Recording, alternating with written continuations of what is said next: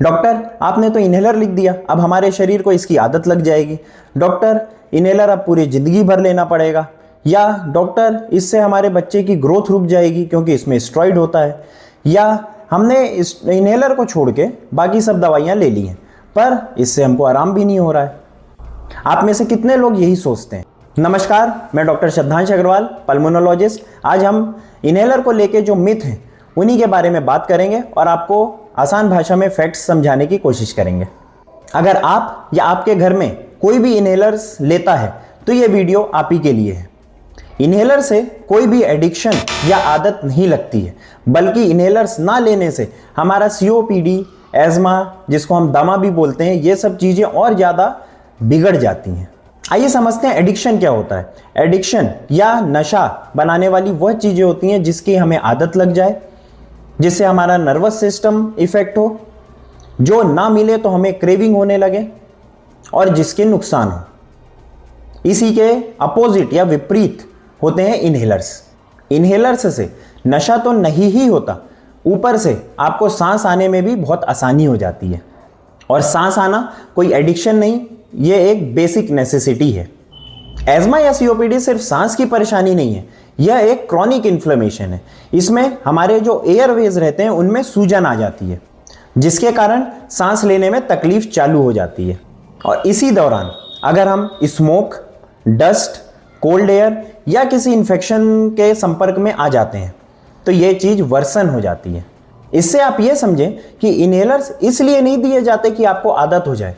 Inhalers इसलिए दिए जाते हैं कि अंदरूनी सूजन, अंदरूनी इन्फ्लेमेशन कम हो और आपको आराम मिले। अब सवाल ये आता है कि अगर इसका एडिक्शन नहीं होता तो हमारी सोसाइटी में इसको लेके इतना ज़्यादा स्टिग्मा और इतना ज़्यादा डर क्यों है?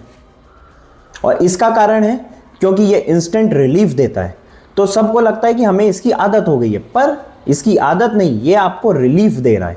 सोशल स्टिग्मा, स्कूल में दोस्त चिढ़ाते हैं, शादी होने में लड़की या लड़के को दिक्कत होगी, ऑफिस में इन्हेलर लेंगे तो लोग हंसेंगे या लोग क्या सोचेंगे। इसीलिए प्रॉब्लम इन्हेलर्स नहीं, एक नॉलेज गैप है जिसके लिए एजुकेशन और प्रॉपर नॉलेज बहुत ज़्यादा ज़रूरी है। ब्रॉडली इन्हेलर्स को हम 2 टाइप में डिवाइड करते हैं, जिसके बारे में डिटेल्ड बातें हम बाद में करेंगे। एक होते हैं रिलीवर और एक होते हैं कंट्रोलर। बीमारियां जैसे कि डायबिटीज़, हाइपरटेंशन, इसकी दवाई आपको लंबे समय तक लेनी पड़ती है या लाइफ टाइम लेनी पड़ती है जब तक ये कंट्रोल में ना आ जाए।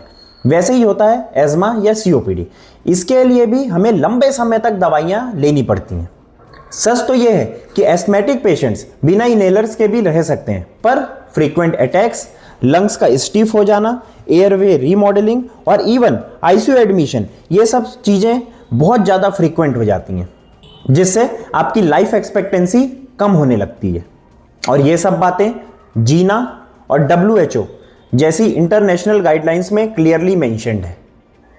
अगर आप इन्हेलर्स का कंटेंट देखें तो इसमें स्टेरॉइड सिर्फ माइक्रोग्राम्स में होता है और वहीं हमारी बॉडी कॉर्टिसोल के रूप में रोज स्टेरॉइड मिलीग्राम्स में बनाती है। इसका मतलब इन्हेलर्स में स्टेरॉइड कंटेंट कम है।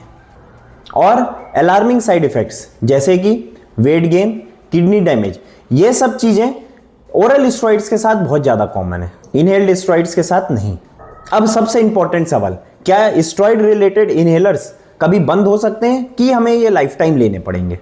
यस, इन मैनी पेशेंट्स जिसमें एज़मा या COPD आप कई हद तक कंट्रोल में ले आते हैं, प्रॉपर रेस्पिरेटरी फिजिशियन के सलाह पर आप ये चीज़ कर सकते हैं।